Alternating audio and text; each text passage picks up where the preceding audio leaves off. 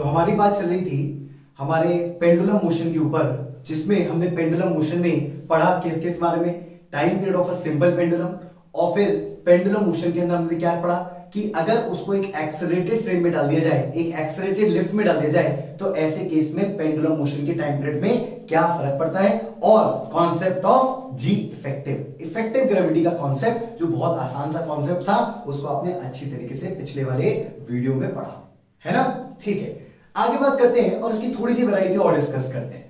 कभी कभी क्या होता है कि वो पेंडुलम आपको दे दिया जाता है किसी लिफ्ट के अंदर या किसी ब्लॉक के अंदर, और वो ब्लॉक पहले से किसी फ्रिक्शनलेस प्लैंक पर पहले से छोड़ दिया जाता है।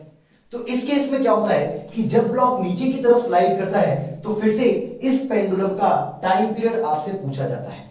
ठीक है, थोड़ा सा अजीब लगता है सुनने में, लेकिन करने में बहुत आसान है, इसलिए इस वाले एग्जांपल्स पे भी हम ध्यान देंगे। एक दूसरा एग्जांपल भी मैं ले रखा हूं जिसमें क्या किया गया है कि पेंडुलम लिया गया और पेंडुलम को इस बार ऑसिलेट करवाया गया है, लेकिन किसी मटेरियल के अंदर, किसी वाटर या कोई भी प्रकार का मटेरियल है, कोई भी प्रकार का फ्लूइड है जिसके अंदर इस पेंडुलम को ऑसिलेट कराया जा रहा है ना। तो हम लोग ये दोनों केस डिस्कस करते हैं। सबसे पहले स्टार्ट करते हैं अपने इंक्लाइन प्लेन वाले केस से। तो अगर किसी पेंडुलम को किसी ब्लॉक के अंदर रख दिया जाए और उस ब्लॉक को लिफ्ट में या ब्लॉक को किसी एक प्लेन में एक्सेलरेट कर दिया जाए, छोड़ दिया जाए, जिसे अपने आप से नीचे की तरफ स्लाइड करे, तो ऐसे केस में पेंडुलम का टाइम पीरियड क्या आना चाहिए। अगर आपको पेंडुलम का टाइम पीरियड चाहिए तो सबसे पहले आपको करना पड़ेगा वो ये है कि आपको सबसे पहले उस ब्लॉक के अंदर जाना पड़ेगा, तभी तो आपको उसका एसएचएम देखने को मिलेगा। बाहर से देखेंगे तो बाहर से तो एसएचएम देखना बड़ा टफ सा काम है, लेकिन जैसे ही आप ब्लॉक सिस्टम के अंदर चले जाएंगे आपको एसएचएम देखना थोड़ा आसान हो जाएगा। चलिए ब्लॉक सिस्टम के अंदर चलते हैं और अब बनाते हैं सारी फोर्सेस जो जो हमें दिखाई दे रही होंगी। किस पे? पेंडुलम पे। किस पे? बॉब पे। तो बॉब पे पहले से लग रहा था एक mg, और क्योंकि एक एक्सेलरेटेड फ्रेम है जिसके अंदर आप खड़े हैं, तो आपको एक सूडो फोर्स दिखाना पड़ेगा, और वो सूडो फोर्स जो होगा वो किस प्रकार से होगा, ध्यान से देखिएगा। तो ये जब ब्लॉक नीचे की तरफ स्लाइड करेगा, ये अपने mg के साइन थीटा की वजह से स्लाइड करेगा। तो क्या बोल सकते हो, इसका एक्सेलरेशन होगा g साइन थीटा। किसका? ब्लॉक का, जिसके अंदर आप बैठे हैं, जिसके अंदर आप हैं। तो ब्लॉक का एक्सेलरेशन नीचे की तरफ अगर g साइन थीटा हो गया, तो सूडो फोर्स लगाई जाएगी पीछे की तरफ, और कितनी लगाई जाएगी? mg का साइन थीटा। सोचिए आराम से, कितना? mg का साइन थीटा। तो कौन कौन सी फोर्स लग रही है? एक लग रही है mg, एक लग रही है mg साइन थीटा, और एक लग रहा है टेंशन T। अब जो फोर्सेस रिजॉल्व किए जा सकते हैं वो इस डायरेक्शन में और इस डायरेक्शन में रिजॉल्व किए जा सकते हैं। हम करते थे, हम जब भी इंक्लाइन प्लेन लेते थे, हम अपनी एक्स एक्सिस और वाई एक्सिस को टिल्ट कर लेते थे। तो जो भी फोर्सेस रिजॉल्व किए जाएंगे वो इस डायरेक्शन में और इस डायरेक्शन में रिजॉल्व किए जाएंगे। चलिए रिजॉल्व करने की कोशिश करते हैं। इस डायरेक्शन में that is the y axis, and इस डायरेक्शन में along the incline plane that is the x axis. चलिए, तो अगर ये एंगल थीटा है तो हम जानते हैं this angle will be 90 minus theta and this angle will automatically be theta. तो यहां पर mg का कौन सा कंपोनेंट आएगा? mg का cos थीटा, जो किससे लड़ाई करेगा? टेंशन से। और यहां पे जो कंपोनेंट आ जाएगा वो आ जाएगा mg का sin थीटा। क्या mg का sin थीटा mg के sin थीटा को मार देगा? इसका मतलब पेंडुलम का इक्विलिब्रियम पोजीशन जो मैंने बनाया है वही होगा। एग्जैक्टली, मतलब अपने इक्विलिब्रियम पोजीशन पे पेंडुलम जो होगा वो बिल्कुल इस प्रकार का दिख रहा होगा अपनी इक्विलिब्रियम पोजीशन पे। समझ में आया? अब ये सोचिए कि अगर मैं लिफ्ट के अंदर हूं या मैं ब्लॉक के अंदर हूं, तो मुझे नीचे की तरफ जो कभी mg मिलता था, याद आया? जब हम लोग ऐसे होते थे तो हमें नीचे की तरफ क्या दिख रहा था? mg। आज नीचे की तरफ mg ना मिलके क्या मिल रहा है? mg का cos थीटा। मतलब g की जगह क्या दिख रहा है? सोचिए आराम से, g की जगह क्या दिख रहा है? g का cos थीटा। तो फिर से मैं टाइम पीरियड के कॉन्सेप्ट में g इफेक्टिव का कॉन्सेप्ट लगा दूंगा, और इस बार मैं टाइम पीरियड का आंसर डायरेक्टली लिख सकता हूं 2 pi under root of l by g, और g की जगह क्या दिख रहा है मुझको? g का cos थीटा। क्योंकि जब हम लिफ्ट वाला क्वेश्चन करते थे तो हम लोग यही तो देखते थे कि नीचे की तरफ हमें नेट फोर्स क्या मिल रहा है, mg के साथ जुड़ने वाला हमें क्या नेट फोर्स मिल रहा है। तो हम लोग को अगर mg में कुछ एडिशन दिख रहा है, जैसे कि लिफ्ट अगर ऊपर जा रही है तो g प्लस ए, तो हम लोग लिख देते थे g प्लस ए। आज ध्यान से देखिए, अगर आप इस लिफ्ट के अंदर बैठे हुए हैं तो आपको जो नीचे की तरफ फोर्स मिल रहा है वो mg का एक कंपोनेंट है जिसका नाम है mg का cos थीटा। अगर ये mg होता तो कोई दिक्कत नहीं थी, g की जगह g लिखते, लेकिन g के साथ कौन दिखा, cos थीटा, इसलिए हमने g की जगह किस कॉन्सेप्ट को यूज करा, g का cos थीटा। समझ में आया?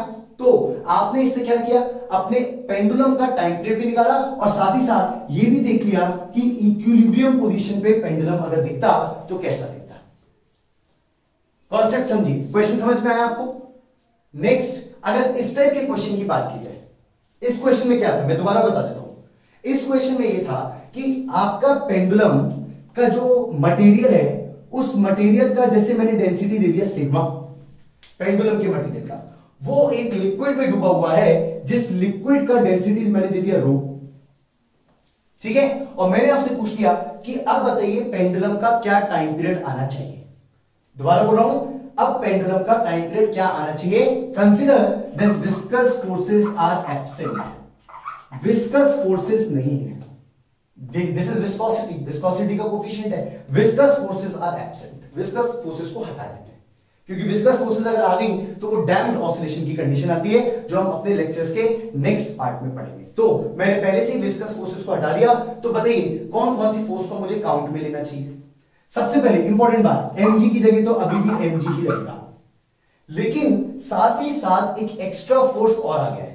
और अगर आपने फ्लूइड्स नाम का चैप्टर अच्छी तरीके से पढ़ा है, थोड़ा भी पढ़ा है, तो आपको पढ़ा है कि इस केस में फोर्स ऑफ बायंसी और ऐड हो जाएगी। किस डायरेक्शन में, अपवर्ड डायरेक्शन में। क्यों? क्योंकि आपका जो बॉब है वो एक लिक्विड में डूबा है और वो लिक्विड इस पे लगाएगा एक फोर्स ऑफ बायंसी, लगाएगा क्या लगाएगा, फोर्स ऑफ बायंसी लगाएगा। तो बताइए नेट नीचे वाली फोर्स कितनी बची, जैसे इस बार चेक किया था नेट नीचे वाली फोर्स कितनी बची, वैसे इस बार बताइए नेट नीचे वाली फोर्स कितनी बची, mg minus force of buoyancy, यही आपके पास नेट फोर्स बची नीचे की तरफ। देखते हैं कि अब आंसर में हमें नीचे की तरफ नेट फोर्स को अगर थोड़ा सिंप्लीफाई करें तो कैसी टाइप की दिखेगी। तो ये हो गया mg माइनस, और फोर्स ऑफ बायंसी को अपन लिख सकते हैं रो vg, लिख सकते हैं रो vg, v is the volume of the Bob. अगर इसमें दोनों जगह सिग्मा को मल्टीप्लाई और डिवाइड कर दूं इधर, तो sigma vg will become mg। Sigma मतलब density of the material, volume मतलब density volume of the material, तो डेंसिटी इंटू वॉल्यूम बन जाएगा मास और साथ में g, तो क्या बन जाएगा mg, और mg का कॉमन आ जाएगा। अगर mg कॉमन आ गया तो अंदर का टर्म बताइए क्या बना, 1 माइनस रो बाय सिग्मा। तो फिर से देखिए इस बार नीचे की तरफ क्या दिख रहा है, नीचे की तरफ जो फोर्स दिख रहा है वो mg नहीं है, वो है mg, और g के साथ कुछ और भी दिख रहा है। अब बताइए आप टाइम पीरियड का आंसर खुद से सोचिए, पॉज करिए वीडियो और 1 सेकंड 2 सेकंड 5 सेकंड का टाइम लीजिए और बताइए खुद से आंसर क्या होना चाहिए। किया? चलिए मैं बताता हूं आंसर क्या होगा। आंसर होगा t equals to 2 pi under root of l upon g, और g की जगह मुझे क्या दिख रहा है, g 1 minus rho upon sigma. Check करिए। तो अगर आपका पेंडुलम किसी मीडियम के अंदर डाल दिया जाए तो हमें फोर्स ऑफ बायंसी के कॉन्सेप्ट को लाना पड़ता है, और जैसे हम फोर्स ऑफ बायंसी के कॉन्सेप्ट को लाते हैं हमको अपने पेंडुलम के टाइम पीरियड का एक नया रिजल्ट मिलता है, जिसमें हम ये देखते हैं कि जी को क्या फर्क पड़ा, नेट मिला के जो नीचे फोर्स पड़ा उसको क्या फर्क पड़ा। क्या मेरी बातें समझ में आ रही? क्या दोनों एग्जाम्पल आपको समझ में आए? अब इन दो एग्जाम्पल्स को एक बार दोबारा अच्छी तरीके से इस वीडियो में देखिए, और इसके आगे जो भी हमारी थ्योरी होगी वो हम डिस्कस करेंगे अपने नेक्स्ट वीडियो में।